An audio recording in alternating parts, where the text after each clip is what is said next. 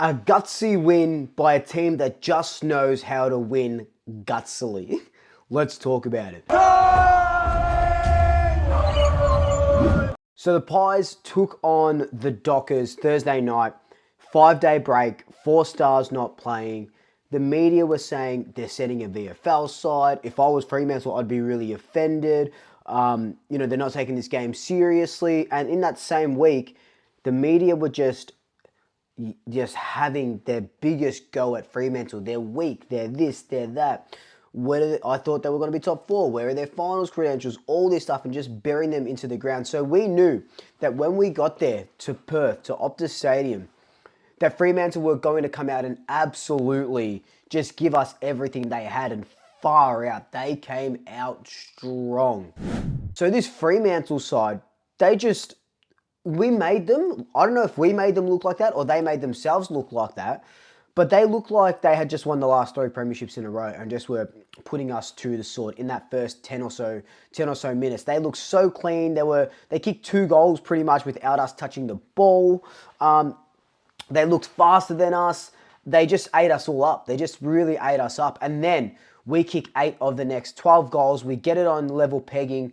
We go into halftime with a 10 or so point lead.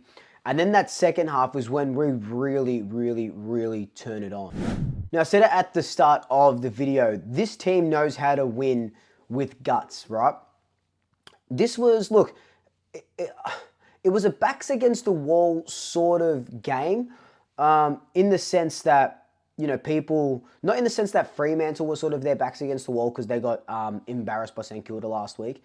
In the sense that people thought the Pies weren't taking this seriously, and people thought Craig McRae was, a weirdo for doing what he was doing, or crazy for doing what he was doing.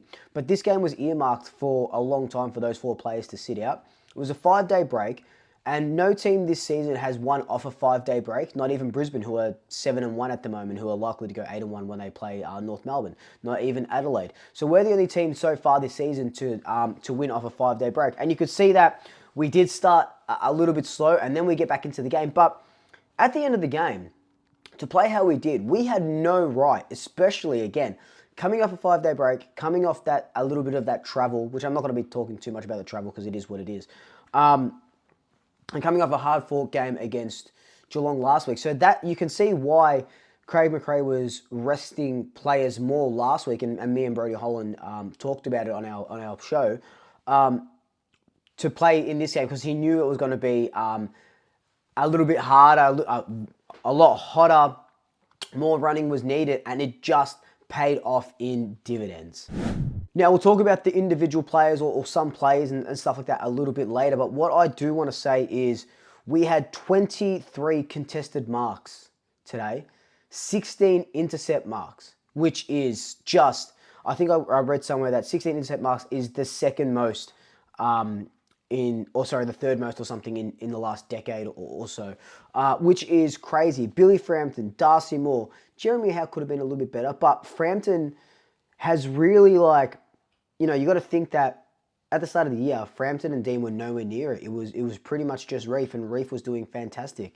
But then Frampton is now seizing his opportunity, and he's looking every part the backman that we know he can be. There were some times where, the defenders were getting caught out a little bit, but Fremantle had 60 plus inside 50s. We had no right. We had absolutely no right. And it was kind of a mirror or inverse game to last week's game against Geelong, where we were on top for everything.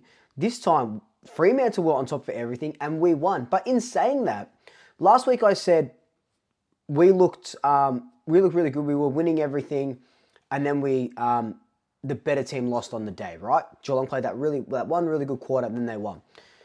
This game, even though Fremantle were winning everything, I still don't think they were a good side. I thought we played a lot better for at least 3 quarters. Definitely more than we played better for last week. I thought Fremantle in patches, they were good, but they still looked like they just couldn't use the ball. We were mopping up those mistakes. Remember in the preview I said, we need to use that turnover to our advantage. We went plus 25 scoring from turnovers, And in the clearances that we did win, we were scoring from them as well. I just think that that was definitely one of our best wins under Craig McRae. And, you know, it's not like a Jamie Elliott win after the siren, or a come from, you know, a 52 points down against the Kangaroos. It was just a good win because everyone sort of wrote us off in a way, right? But God, it felt good.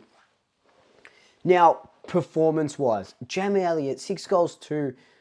Could he be a smoky for an All-Australian? He's second in the Coleman, 22 goals, which is absolutely phenomenal. Bobby Hill pops up and kicks 3. Like I said in my preview, you know, he needed to go somewhere else, not like go to another level, and he did. 14 disposals, 3 goals. Bo McCreary, that one chase down tackle and all that sort of pressure.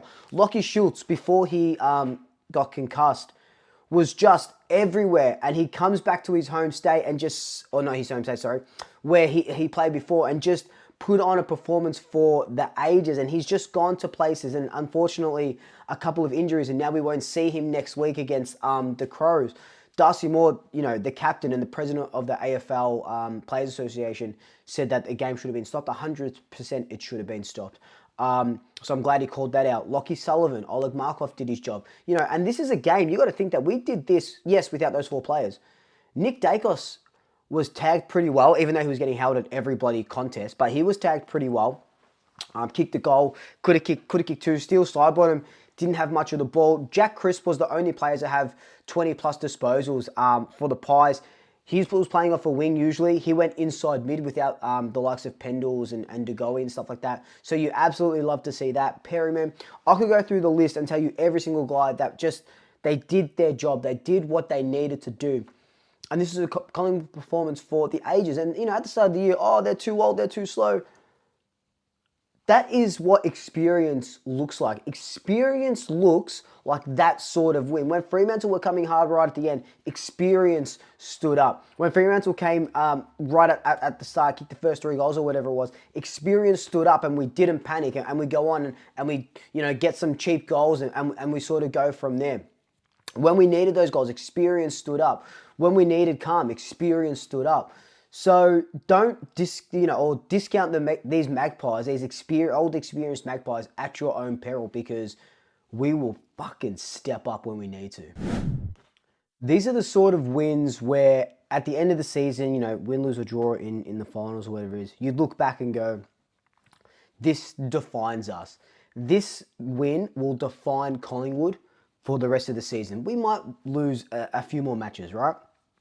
But when we lose those matches, I want you to go back to this game against Fremantle and have a look at what we did and what we were able to do on the road. 5-day break, 4 players missing. Nick Daicos tagged out of the game. Steele Cyber not playing that well. Jeremy Howe not playing. Look at what we did and go, fuck, we're out. You know what? That's the Collingwood, right? That's the Collingwood. We should have beaten Geelong. We could have been on a big game winning streak, but that's the Collingwood. That is the side-by-side spirit. Jack Crisp epitomised that tonight. 29 disposals, 2 goals.